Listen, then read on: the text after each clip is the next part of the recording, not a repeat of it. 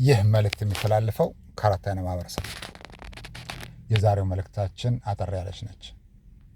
በመጀመሪያ ኃያሉን አምላክ እናመሰግናለን። ደም ምላሽ እናመሰግናለን። ምን ተስኖትን እናመሰግናለን።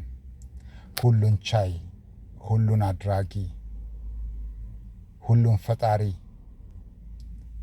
ሁሉን አዋቂ፣ ሁሉን ሰሚ፣ ሁሉን ተመልካች የሆነውን አምላክ እናመሰግናለን። ለፍርዱ ምስክር የማይሻውን አምላክ እናመሰግናለን። ፍትሃዊ የሆነ ፈራጅን አምላካችን እናመሰግናለን። የምናመሰግነው ምክንያቱም እሱ ሁል ጊዜም በእኛ ጎን ሆኖ ብሶታችንን ስንነግረው ይበቀላል። የእሱ በቀል ደግሞ በጣም መጥፎ ነው። ያው ባለፈው እንዳልናቸው ነው። ማንም በማይጠቋቆምበት መልኩ ነው።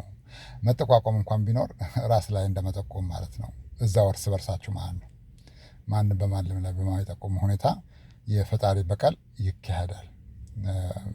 የዚህ ነገር ትልቁ ችግሩ በቀሉ በጣም አደገኛ ነው። እጅግ በጣም አደገኛ ነው። ይበቀላል። ፈጣሪ ይበቀላል። የእስራኤል አምላክ አያንቀላፋም፣ ይበቀላል። እመኑን። ይሄ ሳይንስና ቴክኖሎጂ ያወቅኩ ለሚል ትውልድ የምናወራው አይገባውም። ሁሌም ቢሆን እንናገራለን። የምንናገረው ምንድን ነው? ቅጣቱ ከመምጣቱ በፊት ነው። ባለፈው ተናግረን ነበር። ጠበቃችንና ዳኛችን እሱ ነው፣ ይበቀላል ብለናችሁ ነበርና በትንሹም ቢሆን ዋጋ ከፍላችኋል።